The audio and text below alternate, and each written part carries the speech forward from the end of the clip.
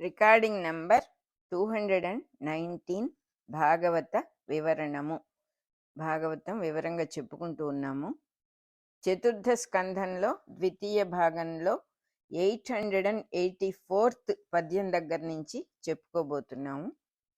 నారదుడు ప్రాచీన బర్హి మాట్లాడుకుంటూ ఉన్నారు. నారదుడు ప్రాచీన బర్హికి అనేక విషయాలు, భగవతత్వము అవన్నీ కూడా వివరంగా చెప్తూ ఉన్నాడు.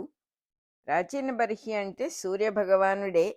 ప్రాచీన బర్హిగా ఉన్న సూర్య భగవానుడికి ఉపదేశం చేస్తూ ఉన్నాడు. చాలా యజ్ఞాలు అవి చేస్తున్నటువంటి ప్రాచీన బర్హితో నారదుల వారు చెప్పారు అనేక రకాలుగా, నువ్వు చేసే యజ్ఞాలన్నీ కూడా హింసాపూరితంగా ఉన్నాయి, అది కాదు అసలు యజ్ఞము అనే మాటకు అర్థం. వేదకర్మలు చేయటం కూడా, వేదకర్మలు పవిత్రమైనవి అయినా కూడా నువ్వు చేసే ఉద్దేశ్యం అనేది చాలా ఇంపార్టెంట్. అక్కడ నీకేదో కావాలని నువ్వు చేసే పనులు అవి చాలా అపవిత్రం అయిపోతాయి. ఏదో కావాలి అని ఒక రిజల్ట్ ఓరియంటేషన్తో చేసే ఏ పనైనా కూడా చాలా ఇబ్బంది పెడుతుంది నీ జీవితాన్ని. నువ్వు దాని తర్వాత ఆ కర్మబంధాన్ని అనుభవించాల్సి వస్తుంది. అలా కాదు, బంధువులను కూడా నువ్వు బంధువులు అనే భావంతో, బంధువులు కాబట్టి ప్రేమించటం అనేది చేసినా కూడా, బంధువులు కాబట్టి నువ్వు వాళ్ళని ఆదుకోవటం చేసినా కూడా నీకు కర్మబంధం కలుగుతుంది. కాబట్టి అందరూ బంధువులందరూ కూడా నారాయణుని స్వరూపములే అనే భావంతో ఉండు. అప్పుడు బంధుత్వాన్ని పరిత్యాగం చేయి, బంధువుల్ని పరిత్యాగం చేయక్కర్లేదు. ఇది అద్భుతమైన వైరాగ్యానికి సంబంధించిన విషయం. దీనివల్ల చక్కగా వైరాగ్యం కలుగుతుంది నీకు. సర్వత్రా దైవమే ఉన్నాడు అనే భావం, అంతర్యామి స్వరూపుడై ఉన్నాడు అనే భావం ఎవరికైనా సరే కర్మబంధాన్ని నుంచి బయటపడేస్తుంది. కర్మబంధం కలుగనివ్వదు. ఎందుకంటే చేసేది ఏమీ లేదు, జరిగేదే ఉన్నది, నా ద్వారా జరగబడుతూ ఉన్నది. ఉన్నవాడు పరమాత్మే, నాలోనూ పరమాత్మే ఉన్నాడు, అంతర్యామిగానే ఉన్నాడు. అయితే ఇంకొకరుగా కనపడే శరీరాల్లో కూడా అంతర్యామే ఉన్నాడు అనే భావం ఒక్కటే ఉద్ధరించేది అని చెప్పాడు నారదుడు ప్రాచీన బర్హికి. అప్పుడు ప్రాచీన బర్హి ఇట్లా ఒక ప్రశ్న వేశాడు. నువ్వు ఎంతో అద్భుతంగా నాకు ఇదంతా ఉపదేశం చేశావు, నువ్వు కాబట్టి చెప్పావు, అందరూ చెప్పలేరు. ఒకటి, చాలామంది ఈ విషయం తెలియగానే వాళ్ళు దాన్ని తెలుసుకొని ఆగిపోతారు, కానీ ఇంకొకరికి చెప్పటం అనేది ఉండదు. అలా కాకుండా నువ్వు చక్కగా ఆత్మతత్వాన్ని నాకెంతో బాగా ఉపదేశం చేశావు. నాకు ఒక ప్రశ్న ఉన్నది, ఇంద్రియ ప్రవృత్తులు ఎందులో ఉండవో అట్లాంటి భగవతత్వంలో, భగవతత్వం ఎటువంటిది? భగవతత్వం, భగవంతుడి తత్వం ఎటువంటిది అంటే ఇంద్రియాలు అనేవి అక్కడ ఉండవు అసలు. ఇంద్రియాలంటే మనిషిని లాగి పక్కన పడేసేసేటటువంటి దృశ్యాలు. దృశ్యాలన్నీ కూడా కల్పించబడినవే. ఆ దృశ్యాలు లాగటము అనేది ఉండదు. 5 సెన్సెస్తోనూ అటు ఇటు పరుగులు పెట్టడం ఉండదు. అటువంటి భగవతత్వం విషయంలో ఋషులు మోహపడుతూ ఉన్నారన్నావు నువ్వు. నాకు ఒక సందేహం వస్తోంది.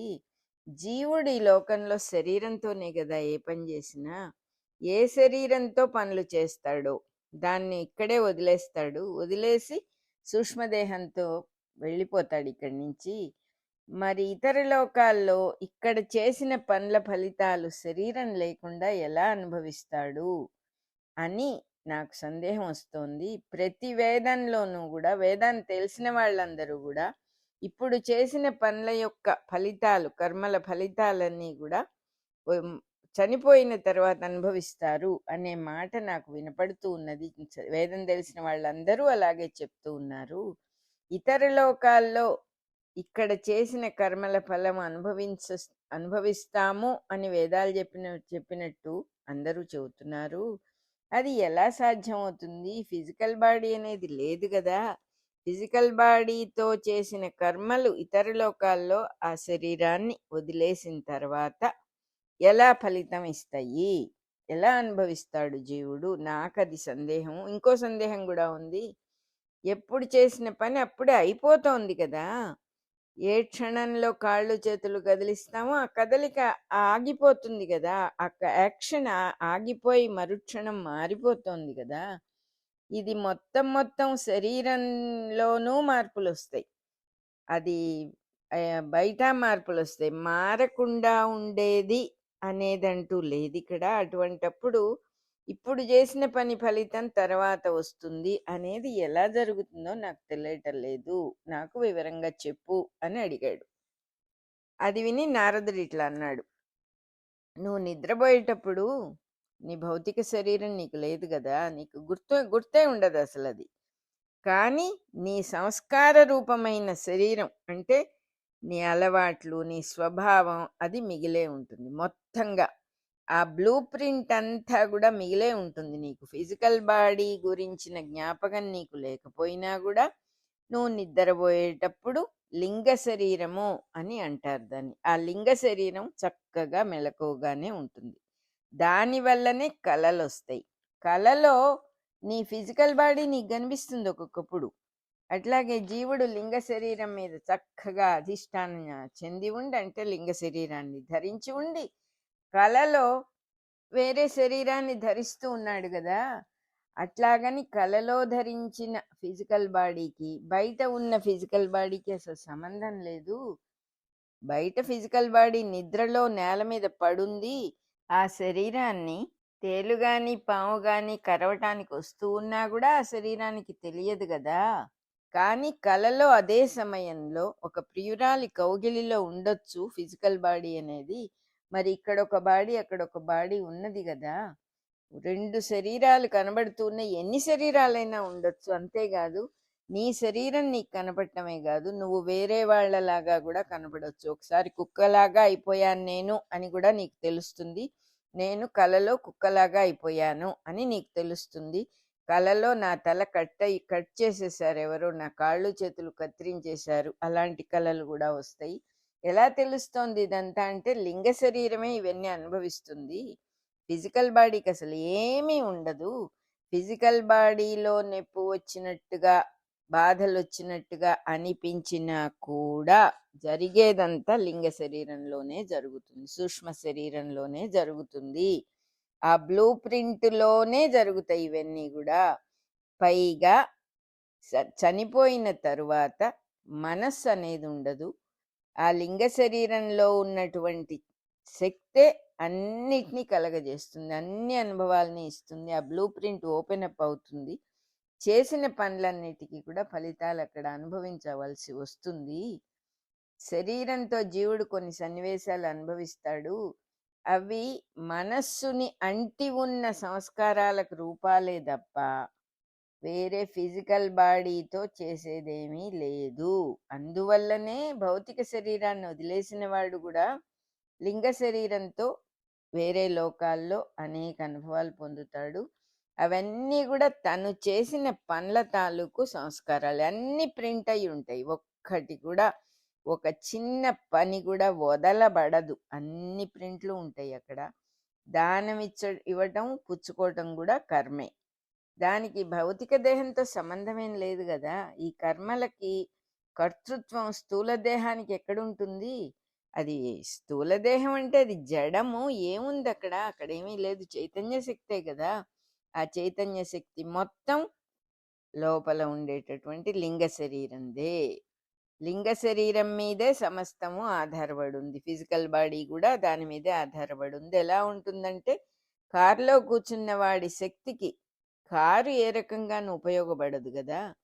ఒక వెహికల్ లాగా పనిచేస్తుంది ఫిజికల్ బాడీ, అంతే తప్ప దానికి nothing to do with anything. Physical బాడీకి నొప్పి వచ్చిందనేది కూడా సూక్ష్మ శరీరానికే తెలుస్తుంది.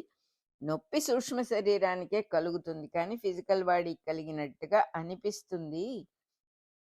జీవుడు మనస్సుతో ఏ శరీరాన్ని స్వీకరిస్తాడో ఆ శరీరంతోనే కర్మ అనుభవిస్తాడు. అంటే మనస్సుతోనే మనం ఈ ఫిజికల్ బాడీ ఇది నాది, ఇది నేను అని గట్టి ముడివేసి పెట్టుకున్నాం కదా అని చెప్తూ ఉన్నాడు నారదుడు.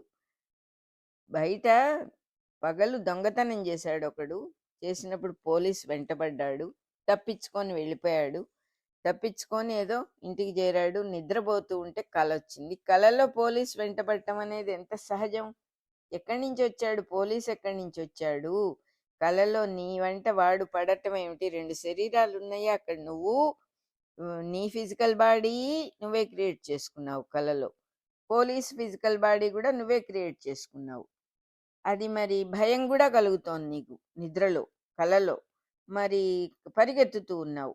ఇట్లాంటిది ఈ ఫిజికల్ బాడీకి అసలు సంబంధమే ఉంది?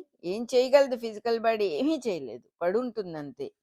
అందువల్ల మొత్తం ఉన్నదంతా కూడా లింగ శరీరానికే ఉన్నది కానీ పంచభూతాలతో మట్టితో చేసిన శరీరానికి ఏమీ సంబంధం లేదు. ఈ విధంగా ఏ లోకంలో అయినా సరే పనులు చేయటం, కర్మలు ఆచరించటం, ఫలితాలు అనుభవించటం లింగ శరీరంలోనే జరుగుతోంది కానీ ఫిజికల్ బాడీ కాదు అని చెప్పేశాడు ఇక్కడ. కాబట్టి లోకంలో ఎంతో సహజం అది.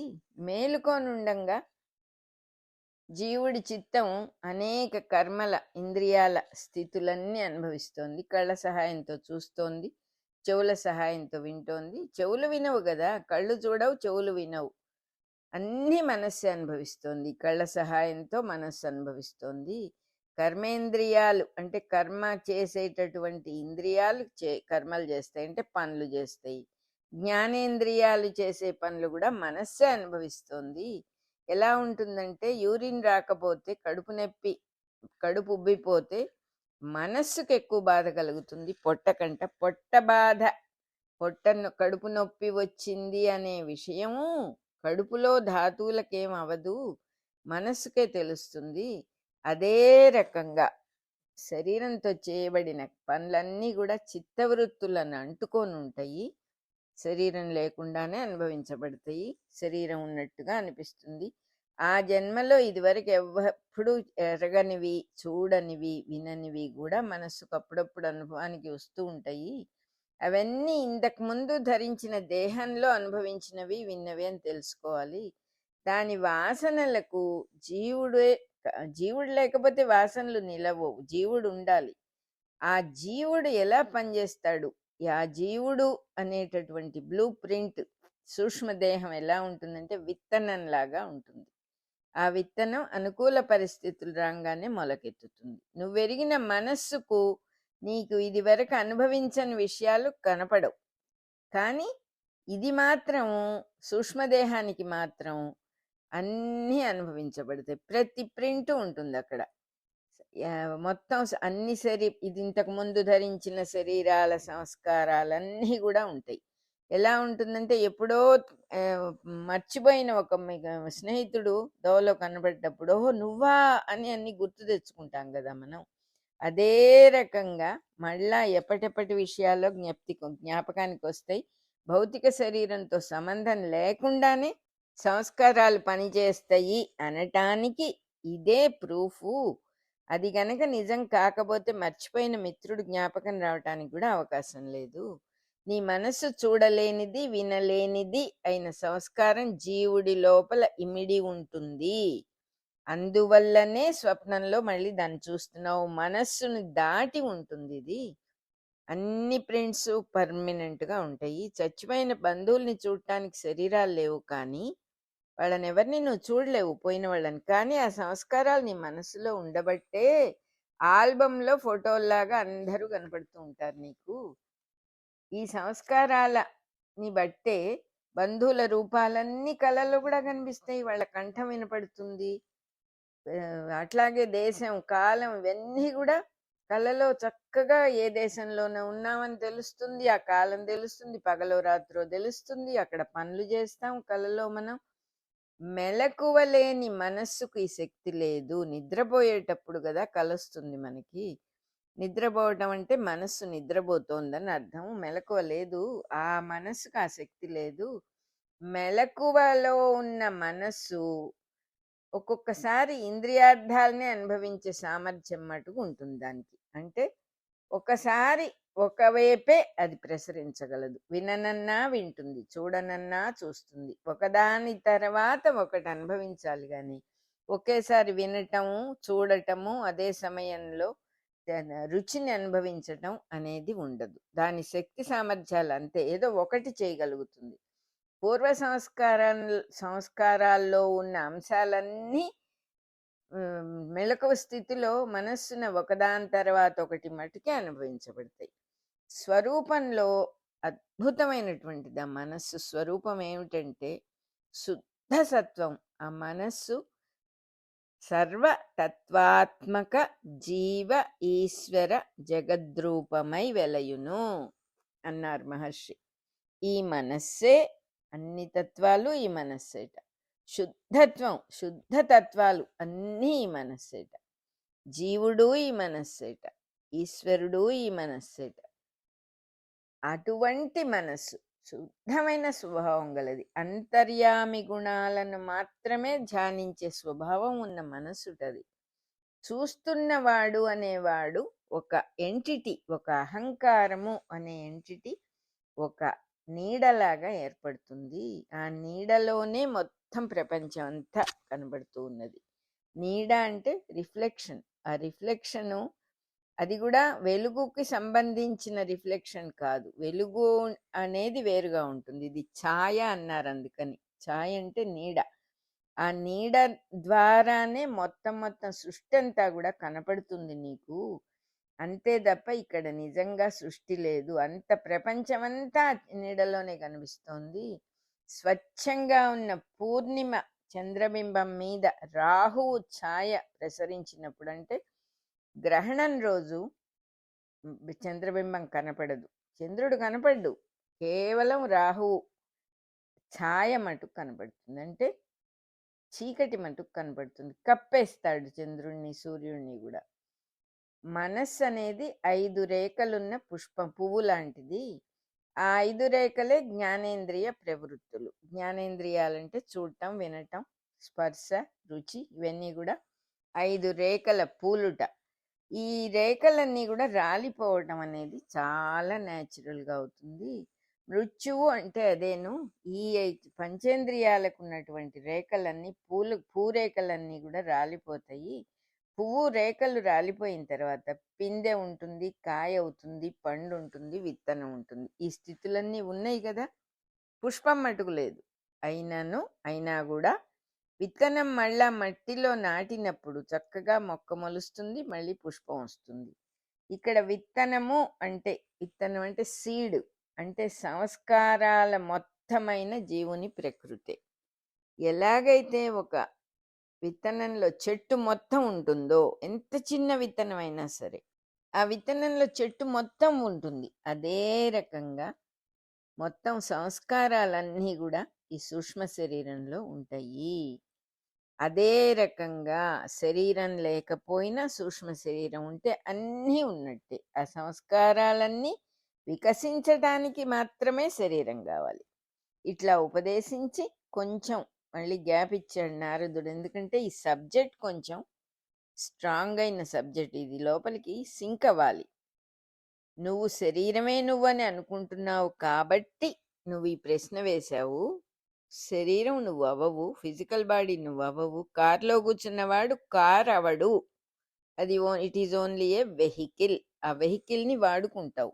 ఎలా వాడుకోవాలో నీకు చేతైంది. వాడుకోవటం అంటే కూడా నీకు ఫుల్గా తెలియలే. ఇది హైలీ సాఫిస్టికేటెడ్ మెషిన్. అది దాంట్లో ఏమేమి ఉన్నాయి అనే నీకు అవగాహన లేదు. ఊరికే పైన పంచేంద్రియాలని గమనించుకుంటే వాటిల్లో నుంచి అన్నీ అనుభవించటం నేర్చుకున్నావు. కర్మేంద్రియాలని చూసావు, ఎలా కారు నడపాలో తెలిసింది నీకు. ఎనర్జీ ఎక్కడి నుంచి వచ్చిందో తెలుస్తోంది నీకు. దాని ద్వారా అనేకం అనుభవిస్తున్నావు ఆ కారులో కూర్చొని. అంతే తప్ప కారు నువ్వు అవ్వటం అనేది ఇంపాసిబుల్. అసలు కారు లేనంత మాత్రాన నువ్వు లేకపోవు అని చెప్తూ ఉన్నారు ఇక్కడ. ఇంకా ఇలా చెప్తున్నాడు నారదుడు. చేయటానికి అనుభవించటానికి భౌతిక శరీరం ఒక ద్వారం లాంటిది, అదొక తలుపు, అదొక పోర్టల్ అంతే. అది పోయినప్పుడు, ఆ శరీరం నశించిపోయినప్పుడు అనుభవించటం ఉండదు అనకూడదుట. భౌతిక శరీరం ఉన్నప్పుడు కూడా, అంటే ఫిజికల్ బాడీ ఉన్నప్పుడు కూడా జీవుడికి దేహంతో సంబంధం ఉంది కదా. తన మనస్సులో బుద్ధిలోనే భౌతిక శరీరం ఉంది. తన మనస్సున మనస్సులోను బుద్ధిలోను భౌతిక శరీరం ఉన్నది. గుణములలో కూడా భౌతిక శరీరం ఉన్నది. ఎక్కడున్నది భౌతిక శరీరం అంటే మన మనస్సులో లేకపోతే బయట కనపడదు. కేవలం మన నాలెడ్జ్ వల్లనే అది బయట కనబడుతుంది. అది కూడా మనకి న్యాయంగా తెలియదు. మన కళ్ళల్లో పడుతూ ఉన్నటువంటి రిఫ్లెక్షన్ చూసి మనమే అని అనుకుంటూ ఉన్నాం మనం.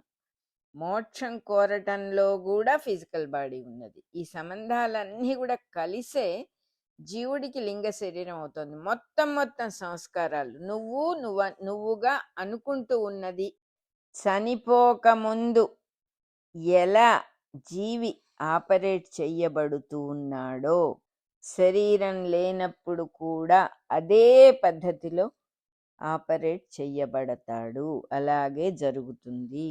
శరీరం ఉండటం లేకపోవటం అనేది ఇక్కడ డస్ నాట్ మ్యాటర్ అని చెప్తూ ఉన్నాడు నారదుడు. ఉన్నా కూడా ఇలాగే ఆపరేట్ అవుతుంది. నువ్వు ఇంకేదో అని అనుకుంటున్నావు, అది పోయినా ఉన్నా actually it makes no difference అంటున్నాడు.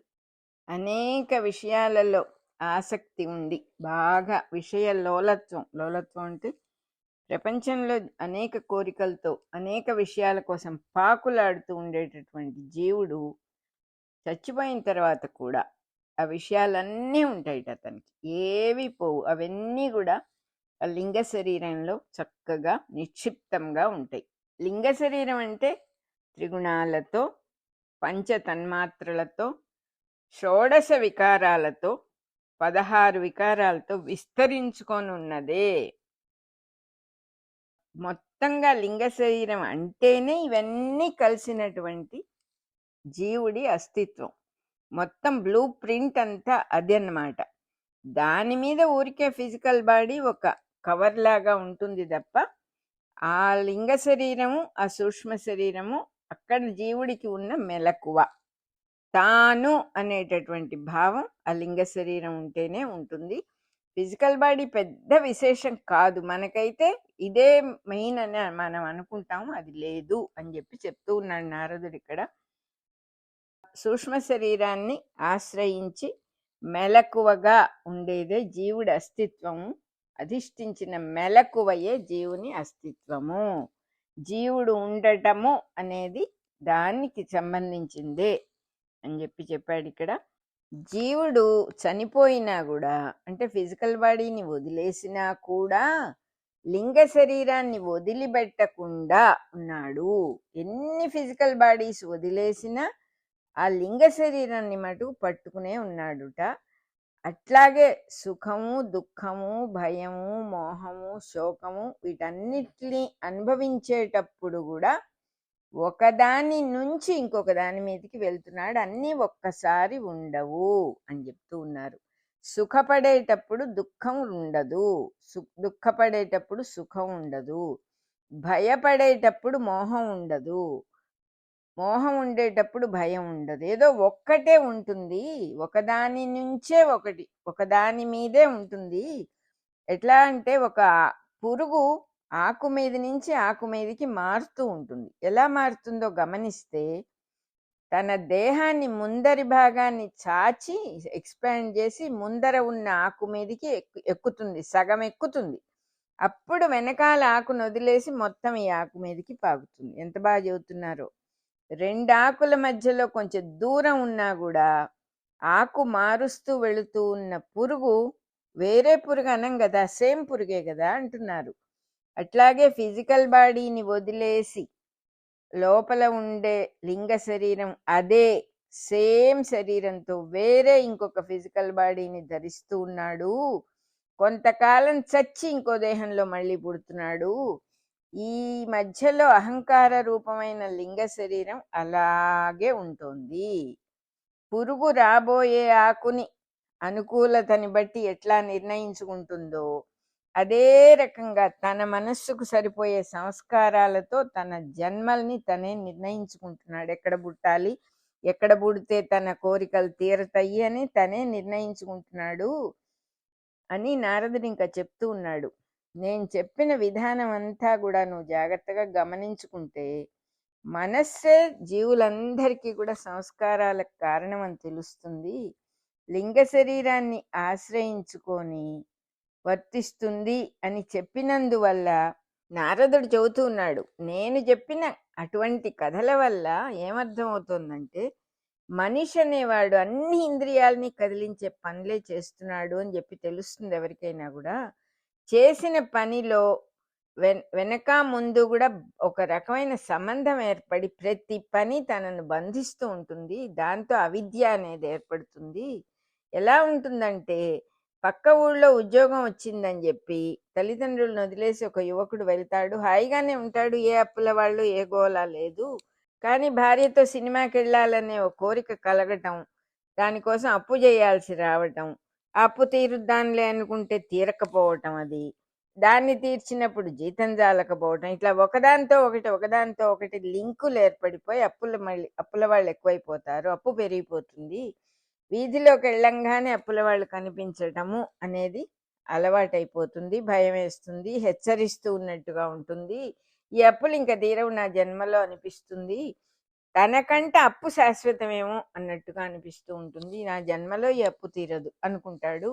అదే రకంగా చేస్తూ ఉన్నటువంటి పని వల్ల ఏర్పడిన వాసనలన్నీ కూడా అహంకారంగా ముడిపడిపోతాయి అంటున్నాడు. జీవుడు తానే చేస్తున్నాను అని కోరికలతో చేసే అనేక పనుల వల్ల ఆ వాసనలన్నీ కూడా అహంకారంగా ముడిపడి దానికి తాను లొంగిపోతాడు అంటున్నారు. తనకు ఊహలు తట్టడం, శాస్త్రాలవి నేర్చుకోవటం, ఇవన్నీ కూడా వాసనా బలంతోనే జరుగుతుంది, కానీ వేరే ఇంకో కారణం ఏమీ లేదు. పూర్వాపరములు అన్నారు కదా, పూర్వము పెట్టుకున్నటువంటి ముడులు, వాసనలు ఇవన్నీ చేయిస్తాయిట. అనేక రకాల ఊహలు కలిగిస్తాయి. శాస్త్రాలవి నేర్చుకుందామని అనిపిస్తుంది, అదేదో గొప్ప విషయము అని అనుకుంటాడు, కానీ అది కూడా వాసన వల్లే జరుగుతోంది. అప్పుడు వాటిని గురించి తను అర్థం చేసుకునే విధానం అది చాలా అజ్ఞానవంతంగా ఉంటుంది. లేని వాటిని సృష్టించుకొని అవి ఉన్నాయి అని గట్టిగా అనుకొని సుఖము దుఃఖము ఉన్నాయి అనుకుంటూ అనుభవించటమే అవిద్య, అజ్ఞానము అంటున్నాడు. అవిద్యతో చేసే ఏ పనైనా సరే శరీరంతో చేసినా కూడా జీవుణ్ణి తప్పకుండా బంధిస్తుంది. అంటే నేనే చేస్తున్నాను, నేను చేయగలను అనే భావమే అవిద్య. అవిద్యని పోవాలంటే అవిద్యను ఎలా పోగొట్టుకోవాలి అని కష్టపడి దాన్ని ఎలాగోలా నెట్టేయటానికి ప్రయత్నించకూడదు. అప్పుడు దాన్నే స్మరిస్తూ ఉంటాడు కాబట్టి ఇంకా ముడి గట్టిపడిపోతుంది. ఒక అప్పు తీరడానికి ఇంకో అప్పు చేసినట్టుగా అయిపోతుంది. అట్లా కాకుండా అవిద్య పోవాలంటే ఇంకో మార్గం ఉంది. మనం పుట్టక ముందు, మనం పోయిన తర్వాత ఎవరుంటారు ఇక్కడ అంటే, భగవంతుడు అనేవాడు సర్వత్రా ఎప్పుడూ ఉండేవాడే కదా. ఓహో, ఆ భగవంతుడు ఇప్పుడు కూడా ఉన్నాడు కదా, నేనున్నప్పుడు కూడా ఉన్నాడు కదా భగవంతుడు, నేను లేనప్పుడు కూడా ఉంటాడు కదా, నేనున్నప్పుడు నాతోనే ఉన్నాడు కదా అని అర్థం చేసుకుంటే అదే శరణాగతిట. నీకున్న అన్ని భావాలతోనూ ఆ పరమాత్మని శరణు పొందాలి అంటున్నారు. ఏవో కొన్ని తీసేసి నన్ను నేను క్లీన్ చేసుకొని భగవంతుణ్ణి శరణు పొందటం కాదు. నన్ను నేను బాగు చేసుకోగలిగితే అసలు ఆయనతో పనే ఉంది మనకి. అందువల్ల అన్ని గుణాలు అలాగే ఉంచుకొని, తండ్రి నేను ఇలా ఉన్నాను, సమస్తంతో నేను నీకు శరణాగతి చేస్తున్నాను, నాకున్న అన్ని భావాలతో నీకు శరణాగతి చేస్తున్నాను అని శరణాగతి వేయడమని శ్రీకృష్ణుడు భగవద్గీతలో చెప్పాడు. తన ఉనికి స్మరించబడితే, అంటే నేనున్నా ఎలా జీవితం గడుస్తుందో, అమ్మో అదలా ఉంది, అమ్మో ఇదిలా ఉంది, ఆహా అద్భుతంగా ఉంది, ఇవన్నీ అనుకుంటూ బతకడం అవిద్యట. అలా కాకుండా దైవమే ఉన్నాడు, శాశ్వతుడు, సర్వాంతర్యామి, అటువంటి వాడు అన్ని వస్తువుల్లో, నాకు ఎదురుగా ఉన్న వస్తువులన్నిట్లో ఆయనే ఉన్నాడు, వ్యక్తులలో ఉన్నాడు, వ్యక్తుల ముందు వెనుక సమస్తమైన ప్రదేశాల్లో అతనే ఉన్నాడు, లోకమంతా పరమాత్మే ఉన్నాడు అని అతన్ని చూస్తూ జీవించటం అనేది అలవాటు చేసుకోవాలి. తను చూస్తున్నది జగత్తు అనుకుంటే అది అవిద్య, అజ్ఞానం. అది బ్రహ్మము, సాక్షాత్తు పరమాత్మ వస్తువే అని తెలుసుకున్నప్పుడు అది సత్యము. దేవుని పాదపద్మాల్ని అనుభవించే మనసొక్కటే అవిద్యను మాయం చేయగలుగుతుంది. ఆ పరమాత్మని తలుచుకున్న కొద్దీ, ఊహించిన కొద్దీ, ఆహా ఎదటివాడిలో ఆ పరమాత్మే ఉన్నాడు, నాలో కూడా ఉన్నాడు, అలా ఊహించిన కొద్దీ, ఆ స్మరణ చేసిన కొద్దీ అప్పుడు నీకు దుఃఖం తగ్గిపోతుంది, భగవంతుడి పాద పద్మాల్ని అనుభవించడం చేతవుతుంది అని చెప్పి నారదుడు ప్రాచీన బర్హికి ఉపదేశం చేశాడు. ఈశ్వరుడి గమనికలను ఎంతో దయతో చెప్పాడనమాట. ఈశ్వరుడు అంటే ఏమిటి, ఎక్కడుంటాడు, ఆయన్ని ఎలా పట్టుకోవాలి, ఆయన్ని పట్టుకుంటే ఏ బాధలు ఉండవు అనే అద్భుతమైన సిద్ధమైన మార్గాన్ని చూపించి ప్రాచీన బర్హికి ఆ నారదుడు వెళ్ళిపోయాడనమాట. దైవాన్ని ఎరిగి బోధించగలిగిన వాడు, ఎవరు బోధించగలరు దైవం గురించి అంటే దైవమే, భగవంతుడే అతను అని ఇంతకుముందు మనం భాగవతంలో చెప్పుకున్నాం కదా. దైవమే దైవం గురించి చెప్పగలడు. నారదుడు వచ్చి చెప్పాడు కాబట్టి నారదుడు సాక్షాత్తు భగవంతుడే. ఈ అర్థంతోనే మనం ఏమంటాం, శంకర భగవత్పాదులు అంటాం, భగవద్ రామానుజులు అంటాం, రమణ భగవాన్ అంటాం. ఈ భగవాన్ భగవాన్ అనే మాట ఎందుకు వాడుతున్నామంటే వాళ్ళు సాక్షాత్తు భగవంతుడి స్వరూపమే, భగవంతుడి గురించి చెప్పేవాళ్ళు భగవంతుడి స్వరూపమే. కాబట్టే పెద్దలందరూ కూడా అలా పిలుస్తారు వాళ్ళని. భగవంతుడంటే జగద్గురువే గాని అంతర్యామి బ్రహ్మము కాదు అంటున్నారు. అంటే భగవంతుడు మనకి చెప్తాడు అంతర్యామి గురించి, అంతేగాని అంతర్యామి ఎలా వచ్చి చెబుతాడు, అంతర్యామి అంతర్యామిగానే ఉంటాడు. ఆయన ఉన్నందువల్లే అసలు సృష్టి అనేది నిలవటం అనేది జరుగుతోంది. మన రికార్డింగ్ నెంబర్ 219 అయిపోయింది. చతుర్థ స్కంధం సెకండ్ పార్ట్లో 884th పద్యం నుంచి మనం 893 పద్యాల వరకు చెప్పుకున్నాము.